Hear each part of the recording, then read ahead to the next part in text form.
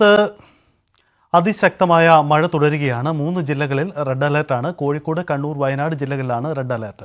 തൃശൂർ, മലപ്പുറം, കാസർഗോഡ് ജില്ലകളിൽ ഓറഞ്ച് അലർട്ടും മറ്റു ജില്ലകളിൽ യെല്ലോ അലർട്ടുമാണ്. മഴ കനത്തതോടെ മഴക്കെടുതിയും തുടരുകയാണ്. എറണാകുളം, കോതമംഗലത്ത് ശക്തമായ മഴയിലും കാറ്റിലും വൻ നഷ്ടമുണ്ടായി. പിടവൂരിലും കോട്ടപ്പടിയിലും വീടിന് മുകളിൽ മരം വീണ് വീടുകൾ തകർന്നു. ചെമ്പൻകുഴിയിൽ ഓട്ടോറിക്ഷയുടെ മുകളിലേക്ക് മരം വീണ് യാത്രക്കാർക്ക് പരിക്കേറ്റു. മരങ്ങളും ഇലക്ട്രിക് പോസ്റ്റുകളും നിലംപതിച്ചു.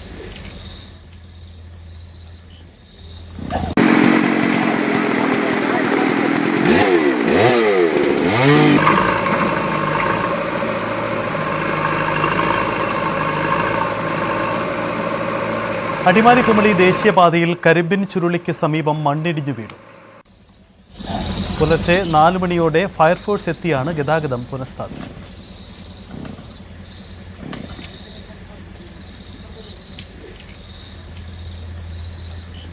കോട്ടയം രാമപുരം കൂത്താട്ടുകുളം റോഡിൽ മരം വീണ് ഗതാഗതം തടസ്സപ്പെട്ടു. അമനകരയ്ക്ക് സമീപമാണ് പാലമരം കടപുഴകി വീണത്. മരം മുറിച്ചുമാറ്റി ഗതാഗതം പുനഃസ്ഥാപിച്ചു.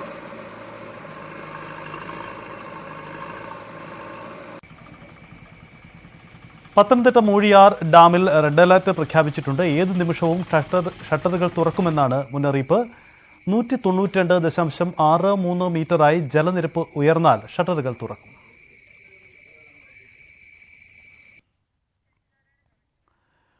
എന്താണ് സംസ്ഥാനത്തിന്റെ പൊതു സാഹചര്യം, വിവിധ ജില്ലകളിലെ മഴ സാഹചര്യങ്ങൾ, മഴക്കെടുതികൾ നമുക്ക് വിശദമായി തന്നെ പരിശോധിക്കാം.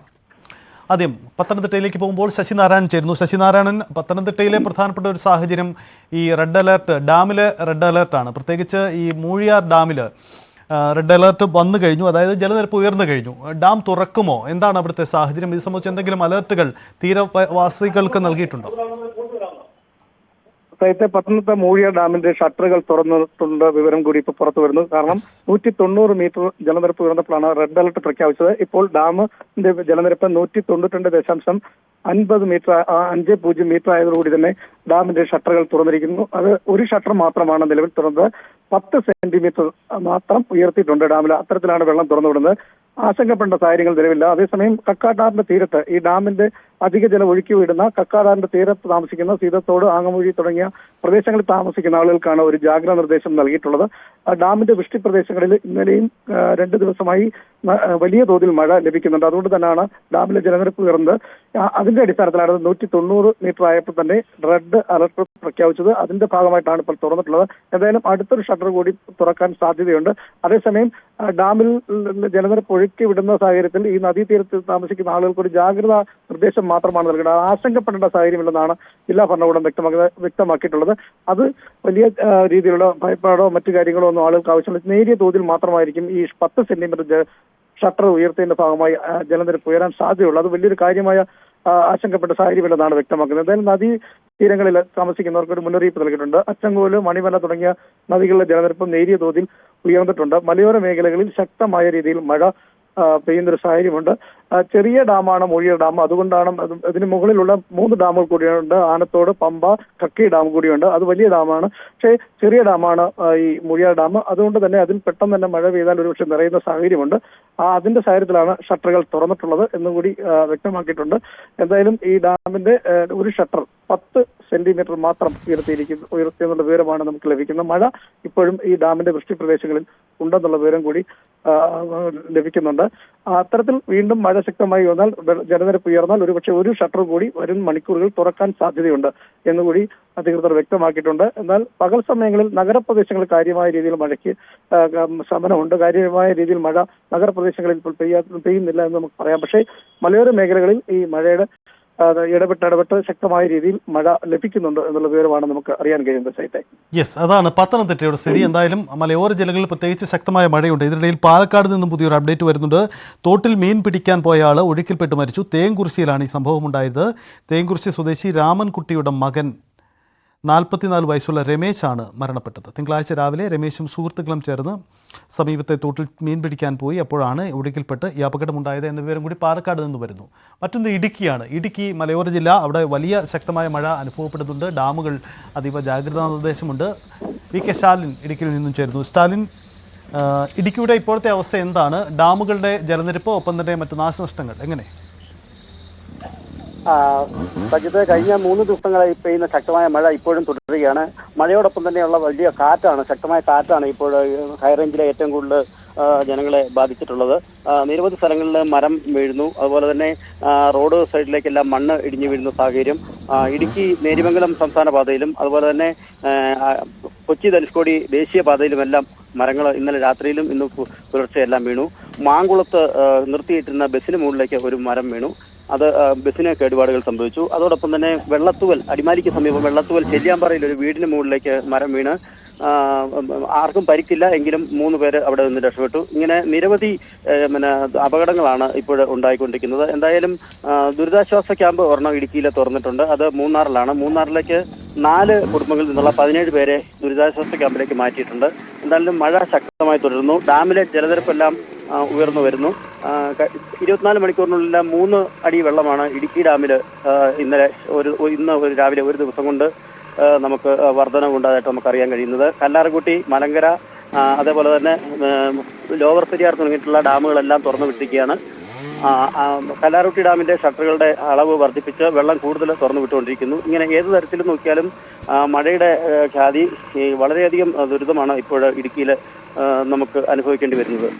സജിത്ത്, യെസ്, അതാണ് ഇടുക്കിയുടെ ചിത്രം. അതാണ് ഇടുക്കിയുടെ വിവിധ മേഖലകളിലായി ശക്തമായ മഴ അനുഭവപ്പെടുന്നു. കോതമംഗലം, എറണാകുളം ജില്ലയുടെ മലയോര കിഴക്കൻ മേഖലകളിലേക്ക് പോകുമ്പോൾ കോതമംഗലത്തിൻ്റെ ചിത്രം കൂടി നമുക്ക് പരിശോധിക്കാം.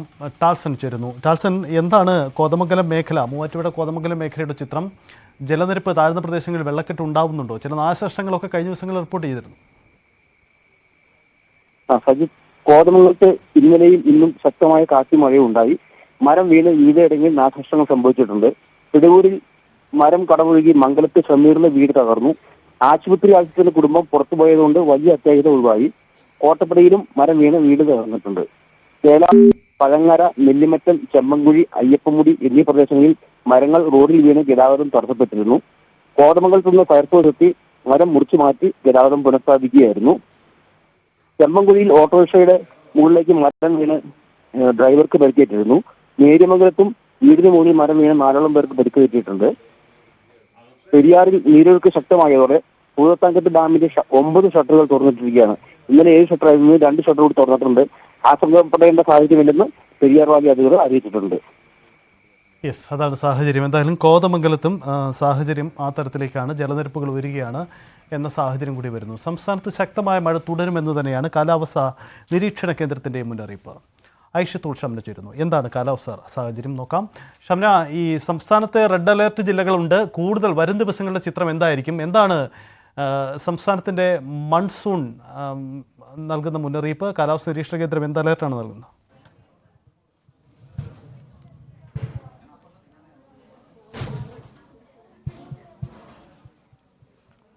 യെസ്, ഷംന ചേരുന്നുണ്ട്. ഷംന, മൺസൂൺ സംബന്ധിച്ച് കാലാവസ്ഥാ നിരീക്ഷണ കേന്ദ്രത്തിൻ്റെ മുന്നറിയിപ്പ് എങ്ങനെയാണ്? മഴ വരും ദിവസങ്ങളിൽ കൂടുതൽ ശക്തിപ്പെടുമോ?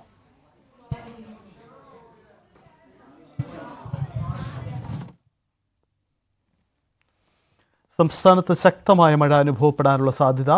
കൂടുതൽ ജില്ലകളിൽ റെഡ് അലേർട്ട് വരുന്നു. ഒപ്പം മൺസൂണിൻ്റെ ആദ്യ ദിവസങ്ങളിൽ തന്നെ ശക്തമായ മഴ. മുൻവർഷങ്ങളെ അപേക്ഷിച്ച് മൺസൂൺ നേരത്തെ എത്തുകയാണ്. ജൂൺ 1-ാം തീയതി, ജൂൺ ആദ്യ ദിവസങ്ങളിൽ ആരംഭിക്കുന്ന മൺസൂണാണ് നമ്മുടെ പതിവ് കാഴ്ചയെങ്കിൽ ഇത്തവണ നേരത്തെ തന്നെ 2 ആഴ്ച മുമ്പ് തന്നെ ആരംഭിച്ചു എന്ന പ്രത്യേകത കൂടിയുണ്ട്. അങ്ങനെ ശക്തമായ മഴക്കാലം മൺസൂൺ സംസ്ഥാനത്തിൻ്റെ പല മേഖലകളിൽ ശക്തമായ മഴ. ആദ്യ ദിവസങ്ങളിൽ വടക്കൻ ജില്ലകളിലായിരുന്നു ശക്തമായ മഴയെങ്കിൽ ഇപ്പോൾ എല്ലാ ഇടങ്ങളിലും മഴ ഉയരുന്നു എന്നതാണ് സാഹചര്യം. ആയിഷത്തുൾ ഷംന ചേരുന്നു. ഷംന, എന്താണ് നമ്മുടെ മൺസൂൺ കണക്ക്? കാലാവസ്ഥാ നിരീക്ഷണ കേന്ദ്രം നൽകുന്ന മുന്നറിയിപ്പ് അതെങ്ങനെ? സജിത്ത്, വരും ദിവസങ്ങളിലും ശക്തമായ മഴ തുടരുമെന്ന് തന്നെയാണ് മുന്നറിയിപ്പുള്ളത്. ആദ്യം തന്നെ പറഞ്ഞിരുന്നു, ഇത്തവണ കാലവർഷത്തിനൊപ്പം അറബിക്കടലിൽ രൂപം കൊണ്ട ന്യൂനമർദ്ദം അത് അതിതീവ്ര ന്യൂനമർദ്ദമായി രൂപപ്പെട്ടിട്ടുണ്ട്. അതിന്റെ ഫലമായി കൂടി ഇത്തവണ മഴ ശക്തമാകുമെന്ന് മുന്നറിയിപ്പുണ്ടായിരുന്നു. ഇപ്പോൾ അതിനൊപ്പം തന്നെ ബംഗാൾ ഉൾക്കടലിൽ പുതിയൊരു ന്യൂനമർദ്ദം വൈകാതെ തന്നെ രൂപപ്പെടുമെന്നതാണ് മുന്നറിയിപ്പ്. ഇന്നോ അല്ലെങ്കിൽ നാളെയോ ആയി ബംഗാൾ ഉൾക്കടലിൽ പുതിയ ന്യൂനമർദ്ദം രൂപപ്പെടും. ഇതിന്റെ ഫലമായി കൂടി ശക്തമായ മഴയായിരിക്കും വരും ദിവസങ്ങളിൽ ഉണ്ടാവുക. മാത്രവുമല്ല, കഴിഞ്ഞ വർഷം വർഷങ്ങളിലെ മൺസൂണിനെ അപേക്ഷിച്ച് ഇത്തവണ ആദ്യ ദിവസം മുതൽ തന്നെ ശക്തമായ മഴ ഉണ്ടാകുമെന്ന് പ്രവചനമുണ്ടായിരുന്നു. അത് തന്നെയാണ് ഇപ്പോഴും നിലനിൽക്കുന്നത്. അതായത് ആദ്യകാലങ്ങളിലൊക്കെ മൺസൂൺ എത്തുമ്പോൾ ആദ്യത്തെ ഒരാഴ്ച, കാലവർഷം എത്തിയ ആദ്യത്തെ ഒരാഴ്ച താരതമ്യേന മഴ കുറവായിരിക്കും. അതിനുശേഷമാണ് പിന്നീട് മഴ ശക്തി കൂടാറ്. എന്നാൽ ഇത്തവണ അങ്ങനെയല്ല. മൺസൂൺ എത്തിയ ആദ്യ ദിവസം മുതൽ തന്നെ ശക്തമായ മഴയാണ്. ഒപ്പം തന്നെ നേരത്തെ സൂചിപ്പിച്ച ന്യൂനമർദ്ദം കൊണ്ട് രൂപപ്പെട്ട ഒരു മഴയും. അങ്ങനെ സംസ്ഥാനത്തുടനീളം വ്യാപകമായ മഴ തന്നെയാണ് ഇപ്പോൾ രൂപപ്പെടുന്നത്. ഒപ്പം തന്നെ ഒരു പ്രളയ സാധ്യത കൂടി ഇപ്പോൾ പ്രവചിക്കുന്നുണ്ട്. അതായത് സംസ്ഥാനത്തെ വിവിധ നദികളിലായി ജലനിരപ്പ് ഉയരുകയാണ്. ഇത് കണക്കിലെടുത്തുകൊണ്ട് തന്നെ ഒരു പ്രളയ സാധ്യത മുന്നറിയിപ്പ് ഇപ്പോൾ നൽകുന്നുണ്ട്. അതായത് കോട്ടയം ജില്ലയിലെ മീനച്ചാൽ, കോഴിക്കോട് ജില്ലയിലെ കോരപ്പുഴ, പത്തനംതിട്ട ജില്ലയിലെ അച്ചൻകോവിൽ, മണിമല എന്നീ നദികളിൽ നിലവിൽ ഓറഞ്ച് അലർട്ട് പ്രഖ്യാപിച്ചിട്ടുണ്ട്. തിരുവനന്തപുരം ജില്ലയിലെ വാമനപുരം, കണ്ണൂർ ജില്ലയിലെ പെരുമ, മലപ്പുറം ജില്ലയിലെ ഭാരതപ്പുഴ, കാസർഗോഡ് ജില്ലയിലെ ഉപ്പള, വയനാട്ടിലെ കബനി നദികളിൽ യെല്ലോ അലർട്ട്. ഇങ്ങനെ വിവിധ സംസ്ഥാനത്തെ വിവിധ ജില്ലകളിലെ നദികളിൽ ഓറഞ്ച് യെല്ലോ അലർട്ടുകൾ പ്രഖ്യാപിക്കുന്ന ഒരു സാഹചര്യം കൂടിയുണ്ട്. എന്തായാലും സംസ്ഥാനത്ത് മഴ വ്യാപകമാകുന്നു. ഒപ്പം വ്യാപക നാശനഷ്ടം കൂടി റിപ്പോർട്ട് ചെയ്യുന്ന ഒരു സാഹചര്യമുണ്ട്. നിലവിൽ ഇപ്പോൾ കഴിഞ്ഞ ഏപ്രിൽ മുതലുള്ള ഒരു മഴയുടെ കണക്ക്, മഴ മൂലമുണ്ടായ നാശനഷ്ടങ്ങളുടെ ഒരു കണക്ക് പുറത്തു വന്നിട്ടുണ്ട്. കഴിഞ്ഞ ഏപ്രിൽ മുതൽ ഇന്നലെ വരെയുള്ള ഒരു കണക്ക് പ്രകാരം സംസ്ഥാനത്ത് മഴക്കെടുതിയിൽ 22 പേർ മരിച്ചതായാണ് ഇപ്പോൾ റിപ്പോർട്ടുകൾ വരുന്നത്. അതിൽ തന്നെ ഏറ്റവും കൂടുതൽ റിപ്പോർട്ട് ചെയ്തിട്ടുള്ളത് കോഴിക്കോട് ജില്ലയിലാണ്. കോഴിക്കോട് ജില്ലയിൽ 4 മരണം ഇത്തവണത്തെ മഴക്കെടുതിയിൽ ഉണ്ടായി. വേനൽ മഴയിലും ഈ സംസ്ഥാനത്തെ ഈ മഴക്കാല മഴയിലുമായി റിപ്പോർട്ട് ചെയ്തിട്ടുണ്ട്. എന്തായാലും ഈ വ്യാപക മഴയും ഒപ്പം മഴ കൊണ്ടുള്ള നാശനഷ്ടങ്ങളും അത് കൂടി വരുന്നതാണ് സാഹചര്യം. ഒപ്പം ഇനിയുള്ള 5 ദിവസങ്ങൾ ഏറെ നിർണായകമാണ് എന്നുകൂടി കാലാവസ്ഥാ നിരീക്ഷണ കേന്ദ്രം പറയുന്നുണ്ട്. അതായത് അടുത്ത 5 ദിവസം ശക്തമായ മഴയുണ്ടാകും. ഈ ന്യൂനമർദ്ദത്തിന്റെ ഒരു ബംഗാൾ ഉൾക്കടലിലെ പുതിയ ന്യൂനമർദ്ദത്തിന്റെ ഒരു സാധ്യത കൂടി കണക്കിലെടുത്തുകൊണ്ടാണ് അടുത്ത 5 ദിവസത്തേക്ക് കൂടുതൽ മുന്നറിയിപ്പും ജാഗ്രതാ നിർദ്ദേശങ്ങളും പുറപ്പെടുവിച്ചിട്ടുള്ളത്. ഒപ്പം തന്നെ സുരക്ഷിതമല്ലാത്ത ഇടങ്ങളിൽ നിന്ന് മാറി താമസിക്കാൻ ഒരു നിർദ്ദേശമുണ്ട്. അടച്ചുറപ്പില്ലാത്ത വീടുകളിൽ നിന്ന് അധികൃതരുടെ സഹായത്തോടു കൂടി മാറി താമസിക്കണം. അതുപോലെ ഈ കള്ളക്കടൽ പ്രതിഭാസത്തിന്, ഉയർന്ന തിരമാലയ്ക്കൊക്കെ ഇതൊക്കെ നേരത്തെ തന്നെ മുന്നറിയിപ്പുള്ളതായിരുന്നു. ഇതൊക്കെ നിലനിൽക്കുകയാണ്. ഇതൊന്നും പിൻവലിച്ചിട്ടില്ല. അതുകൊണ്ട് തന്നെ കടലിൽ ഇറങ്ങിയുള്ള വിനോദസഞ്ചാരങ്ങൾ പൂർണ്ണമായും ഒഴിവാക്കാൻ നിർദ്ദേശമുണ്ട്. ഒപ്പം രാത്രികാല യാത്രകളൊക്കെ ഒഴിവാക്കാൻ നിർദ്ദേശമുണ്ട്. പ്രത്യേകിച്ച് രാത്രികാലങ്ങളിൽ ശക്തമായ കാറ്റിനു കൂടി സാധ്യതയുണ്ട് എന്നുകൂടി കാലാവസ്ഥാ നിരീക്ഷണ കേന്ദ്രം അറിയിക്കുന്നുണ്ട്. ഇതുകൊണ്ട് തന്നെ രാത്രികാല യാത്രകൾ കഴിയുന്നതും ഒഴിവാക്കാൻ നിർദ്ദേശമുണ്ട്. ഒപ്പം ഈ പൂർണ്ണമായും ഗതാഗതങ്ങളെ കൂടി ബാധിക്കുന്ന തരത്തിലേക്കാണ് മഴയുടെ ഒരു പോക്ക്. സംസ്ഥാനത്ത് ഇപ്പോൾ ട്രെയിൻ ഗതാഗതത്തെ വരെ മഴ ബാധിച്ചിരിക്കുന്നു. വ്യാപകമായി നാശനഷ്ടങ്ങൾ സംഭവിക്കുന്നു. മരങ്ങൾ റെയിൽപാളത്തിലേക്കും വീണും മറ്റും ഈ ട്രെയിൻ ഗതാഗതത്തെ ബാധിച്ചിട്ടുണ്ട്. ഒപ്പം തന്നെ നിലവിൽ 2 ട്രെയിനുകൾ റദ്ദാക്കിയിട്ടുണ്ട്. വന്ദേ ഭാരത് അടക്കമുള്ള ട്രെയിനുകൾ ഏറെ വൈകിയാണ് ഓടുന്നത്. ഇത്തരം ഒരു സാഹചര്യം കൂടി സംസ്ഥാനത്ത് നിലനിൽക്കുന്നുണ്ട്.